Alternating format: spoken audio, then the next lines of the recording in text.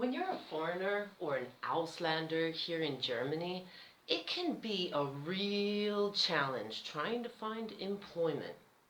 And so I just thought that today we would go over the first job that I found when I moved to Germany.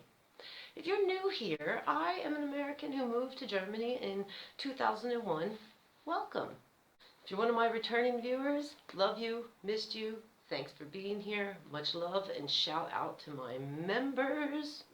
Right, so when I first moved to Germany, it took me some time to learn the language. So not speaking the language well or having a background in which I was educated in this system, my job options were slim to none. However, I happened to move to a small little farmer village that was next to a town that contained a U.S. Army base that housed around 10,000 Americans at the time. And I actually found a contract through a German company that was seeking people to work in a warehouse on this Army base, and a must was that they spoke very good English. And I was like, that's me. Most of my coworkers were made up of spouses of soldiers, retired soldiers. There were one or two Germans. And from time to time, the actual soldiers of this army base would also be scheduled to work with us and next to us inside this warehouse that stored a variety of things for the military, from very tiny to large tank pieces. So at this point in my life, I'm new to Germany. I'm learning about so many new things, language, culture. And I find this job where I'm surrounded by people that, talk like me and understand a lot of the same inside jokes as me. It was really kind of a nice treat, I thought, as I acclimated to my new life here in Germany. But I very quickly realized that I was inside of a weird world that I knew nothing about. First off and foremost, I met some really interesting people there and did have some good times. Like the time we convinced the soldiers to get into a rubber band battle with us all over the warehouse. Rubber bands flying everywhere. It was war. I didn't mean to get those soldiers reprimanded. Or the time I was out in the yard and I just, a tank comes driving by. So I did as you do when a tank drives by. I tried to convince them to let me, let me take it for a spin. I feel like I got close to convincing them. Big highlight for me was access to American food. Yes, I know it's all garbage, but some of it is delicious garbage. And some of the wives of the soldiers were nice enough to take me shopping on the commissary, the military supermarket that's stocked full of tasty American garbage. So that was nice for me. I'm living in a small town in Bavaria, but once in a while I can go get a bunch of bags of groceries of my favorite American junk food and just stuff I missed. But I'll tell you, some of the things, some of the gossip I would then later hear and learn about some of these wives, whoa, really shocked me. That's a whole nother story. Now, I am a curious person by nature, and I am especially curious about people. So for me, this was sort of like a little gift, an opportunity to meet and get to know people from different corners of America. Don't forget how big America is, folks. We have a large variety of people in that country.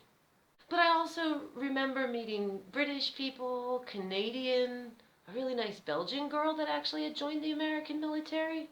And the more that I started looking at the people, maybe the culture is the word I'll say, the culture on that army base, the more I started looking into some of their stories, the more I was shocked. I had some real what the moments, and many just made me flat out sad. So, when you're on an American Army base, you're technically on American soil, but this didn't feel like home for me. Don't get me wrong. I grew up around a lot of weapons. My father being an ex-Marine himself, I grew up around a lot of weapons. And I may or may not, in my time on those army bases, have tried a few times to convince soldiers to just let me hold the assault rifle. But for me, seeing like actual tanks and like rocket launchers, like this was just after September 11th. Just for me, I'm saying seeing all of that weaponry of war, if you will, was kind of intimidating. At the very least, it was all new to me. So, this is the first impression of being on an army base, right? It's logical. War machines, they make war here. And, I began my day each morning something like around 5 a.m. having my car searched by guys in camo with assault rifles. But I'll tell you what, I did not expect what I would call the strong Christian overtones all over the place. Like, to the point that I would personally describe it as feeling quite cult-like at times. You see signs for the chaplain. There's constant, like, signs and reminders of various church groups and organizations. And I would say a majority of my coworkers were very open about proclaiming their love for sweet Jesus and talking about their beloved church and the things they did there. Like, it felt like Christianity was pushed everywhere there. Don't get me wrong, there's definitely people that practice other religions there, but this is my observation. Like, a good example would be, I always got excited when we would be allowed as the warehouse workers to go and have lunch at, I believe it was the officers' mess hall. So they had like a buffet there and the food was a little bit better. And they did this thing, like I think it was on Thursdays, they had a buffet of, for example, soul food. I was getting some tasty American treats that I cannot get here in Germany, and I loved that. Also a bonus for me, as I was sitting in there on my lunch break, eating this delicious food, they always had TVs going, right? And there would be like American shows I missed. Just trash shows like Judge Judy. I love Judge Judy. But you see, the armed forces have their own, like, television. They have their own network. They pump into the army bases and everybody watches in their homes. All in English. They filter in shows from America. But it was like all of the like advertising and the things in between were either like just about events or things going on the military base, for example, for like the families. But again, heavy Christian overtones. Lots of shows of preachers, lots of references to the church groups and the things they were doing, and the chaplain himself. Like, I remember being reprimanded by coworkers because I swore too much, and I didn't dare use the Lord's name in vain. Don't get me wrong. I'm an American. I know in America we have this weird big scene of what I would describe as conservative Christians. I just was not aware of this atmosphere. I personally just found it kind of strange. This like clear, substantial, repetitive representation of Christianity everywhere on this military base. Let me put it this way. For me, it was a job. And this job that I took, it wasn't at like a supermarket warehouse where I was storing food items for people to eat. This job that I took was in a military warehouse where I stored items that are used to kill people. Let's just be honest. And what I'm saying is now, I'm not really a religious person. I try to be a good person. But, I've read their rule book, if you will. And I'm just wondering if somebody can explain to me, maybe in the comments below, how this all works in with, what is it, like the fifth commandment, that whole thou shalt not kill? Can someone explain that to me? How this isn't just like insane hypocrisy? I don't know, maybe that's just me. I just found that so bizarre that to combine those two, and I mean, they're constantly combined. Am I the only one that finds that weird? Found it bizarre then, I still find it bizarre now. Almost as bizarre as the gossip culture on those army bases. Oh my god, I'm telling you, it was like one giant swinger party, it seemed. One giant Christian warmonger death machine swinger party? Hypocrisy is bizarre. But anyway, I'm not one for gossip. In fact, I hate it. I go on things I see. And as I've already told you, I'm curious. And I wanted to know, like, a little bit more about these folks, like how they ended up or why they ended up choosing this path in life, if you will. And I have to tell you, folks, a lot of the answers really surprised me, really made me angry and ashamed of the country that I come from. Now, like, just as one would suspect, and as we're often fed, for example, in movies, you can and will find what I'll refer to as the sort of nationalist type. Grandpa fought in the war, my father fought in the war, I'm gonna fight in the war because this is about democracy and freedom. Yeah, those folks are there and they're eating up all of that propaganda. I didn't mingle much with those types though, and honestly they felt more like a minority, but honestly that could just be because I don't mingle with those types. But also something else you'll hear often if you talk to American soldiers and why they went this path, took this job. You'll hear a lot of people that say because of this job, they are able to go to college and have health care. Right now, I would love for any German listening to this who grew up always just having health care and education available to them. What do you think of that? That somebody would choose to take a job that they could very clearly die in order to have access to health care and education. Because I know there's a few Germans out there that are going to find that sick. And you should. Did you know that they go into our high schools in America? Like, they go and recruit soldiers. And don't think it's any accident that their presence can be strongly felt in, for example, Midwestern towns where there's no jobs, no money then for education and health care, not good prospects of a future, and, this guy comes in wearing a suit with all these shiny badges and tells you, you come and work for us representing democracy and freedom, we'll help you get a damn good college education. I think it's kind of funny that the part that they leave off of that sentence, the way they should end that sentence, is with the words, if you survive. Nope, they leave that part out. They do their best to be really good salespeople in our schools with kids that don't have much of a choice.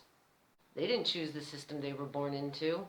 But the one personality type that I met that really hit me hard, really shocked me, saddened me, therefore made me angry, because I get angry when I get sad, was the amount of times that I found myself in front of a soldier asking them that question, having that discussion, and long story short, they found themselves in this job position because they had found themselves in front of a judge in a courthouse being given the choice of a very long time, if not life in prison, or go fight in our wars.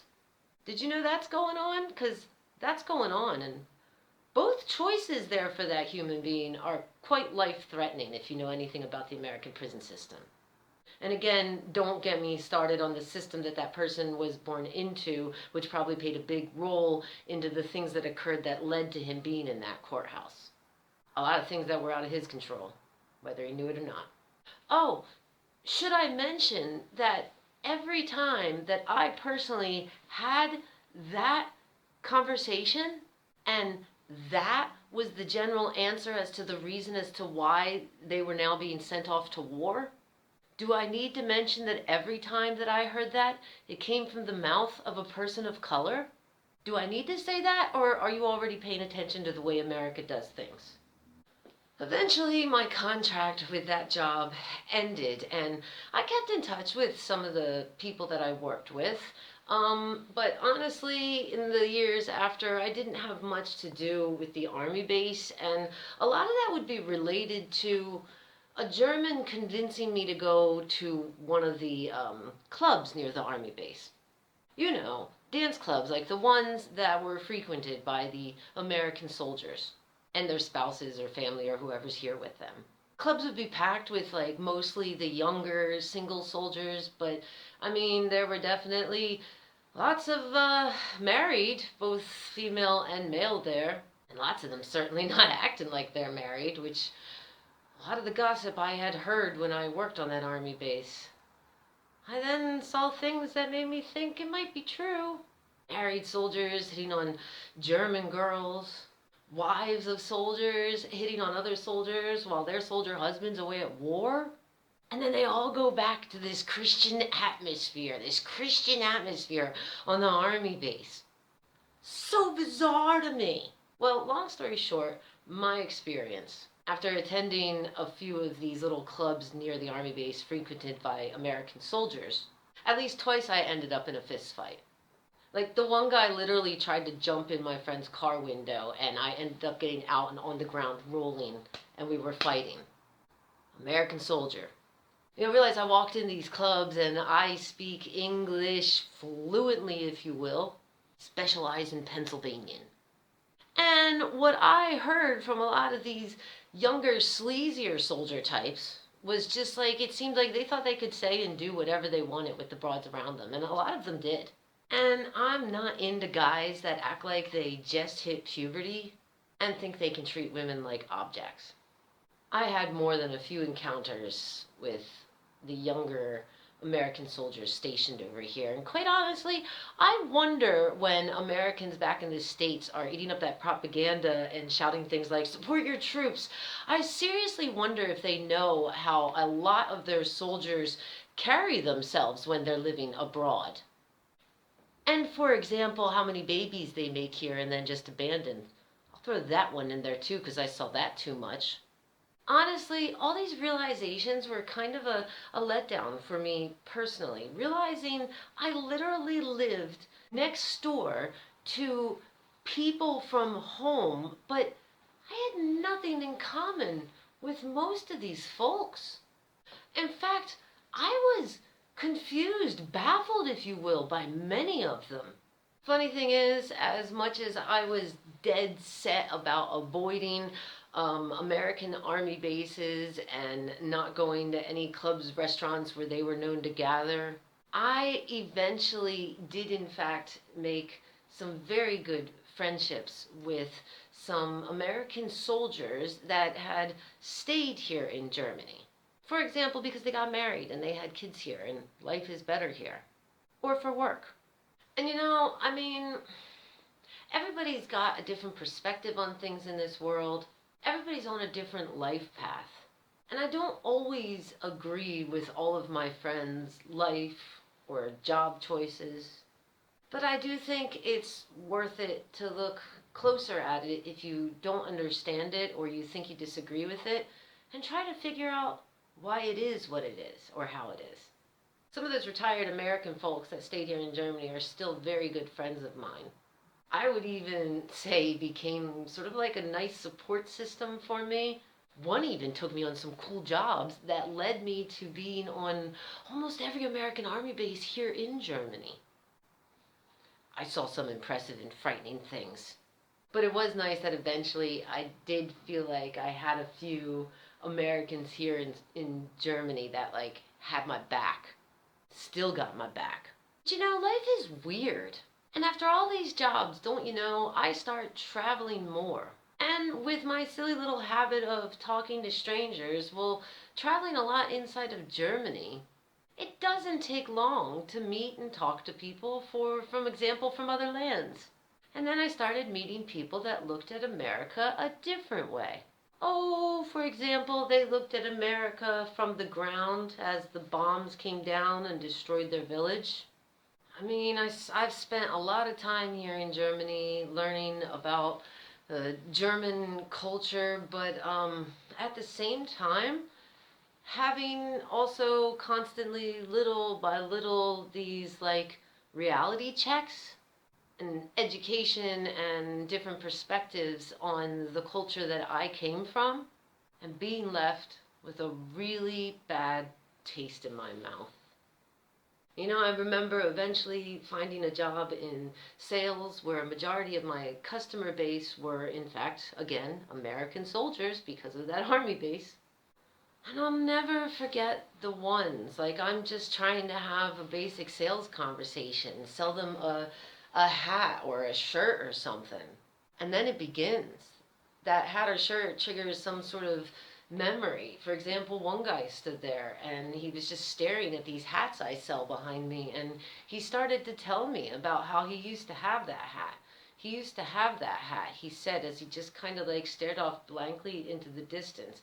His best friend had bought it from him. His best friend. Yep, he used to have that hat. His best friend bought it for him. And Friendly Armstrong, the salesperson, is like, "Oh, that's really nice that your friend got that hat for you. So you lost it?" Yeah, he lost it. He lost it not long after he witnessed his friend get taken out right in front of him. And I met a couple soldiers and ex-soldiers where I witnessed very similar. Clear PTSD, which makes sense when you really think about what they do when they're sent to war and what they see. So yeah, this makes me sad, but this really, really angers me because I feel like they're being used like pawns in a game of chess with no concern for anybody's life. Often many of them born into a corrupt system that then dangles in front of them what at this point should be considered a human right: healthcare and education. Dangles in front of them these things that are desperately wanted by almost every human being and needed by all. They're then convinced that they are heroes fighting for democracy and freedom, ultimately with many coming back more broken and more damaged than they were before the pressure of the system that they were born into pushed them to this direction. How are you going to convince somebody that they're a hero and then treat them like garbage and not take care of them? Just so much didn't make sense to me in the army base atmosphere. Did I even mention? I think I didn't even mention how shocked I was when I was in those supermarkets, those military supermarkets, and I noticed that they accept WIC and welfare. Now, I know that most of my viewers right now on YouTube are German, so if you're not familiar, WIC is Women, Infants, and Children, and it's government assistance you can get in the form of little coupons for things like milk. You know, if you're poor and you need financial assistance. And the welfare is the equivalent here in Germany of Hartz IV. Again, assistance for people in financial need. Can you explain to me how they have convinced people that they're heroes doing this mighty great thing for freedom? They are literally going off risking their lives while taking other lives. And some of them need financial assistance from the government. Some of them need welfare and WIC. Well, the first time I was in the supermarkets, that really shocked and surprised me and didn't register. It didn't make sense to me. But years later, when I met some coming back from actual wars and seeing how they were affected by it, it made absolute sense. Because, of course, America, you already got what you needed out of them, right? So yeah, there you have it. That was my experience as an American lived here in Germany. My first job on an American army base. And it was interesting to me as time went on, all the vast variety of views and perspectives I got on this American military-industrial complex. Like I feel like karma threw at me data from every different direction. And I think it's amazing that at that time I was really overwhelmed with trying to learn German culture and the language. And that's what I was really concentrating on. And I realized I had a lot to learn about my own culture. And I think it's kind of sad that a lot of what I learned is really bad. There's no other way to put it. These are just my opinions based on my own life experiences. You're welcome to disagree with them. Please feel free to do so in the comments below. But I just thought all of these things were something to share. I'll end this video with a funny little side note. I remember my German husband at the time when I was new there taking me and showing me the American military base. And I remember me verbalizing to him, "Why don't they give you this land back?" And he replies, "We lost the war." And I continue on, "This is German land now. That war was how long ago? Shouldn't you guys get all of this land back? Like, how is this happening?" And he would reply, "NATO." And I would continue on. "Again, how long ago was the war? And isn't there like an apartment shortage here? Why haven't you guys taken your land back?" Like, dead serious. One of the first things I said when I saw the American Army base near this German village I moved to was, "They gotta go." And I remember the response that my husband at the time had given me. And looking back, it was one of the first clear signs that we were going to eventually get divorced. Because his response to me saying they should leave and then there'll be more apartments for the people of this country, the people that live here and need apartments, his horribly right-wing leaning response to that was, "Oh no, Armstrong, if they do that, they will turn into asylum houses." You know, as most of those right-wing people do, he said this with a tone of fear. You know, because, oh no, why would you want to help people that ran from war? Jerk. Fast forward many years later, Armstrong's divorced. Armstrong finds a job in the northwest part of Germany, moves.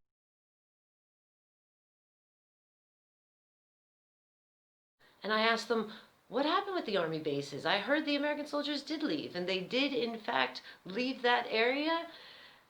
And a lot of those buildings were turned into homes for asylum people.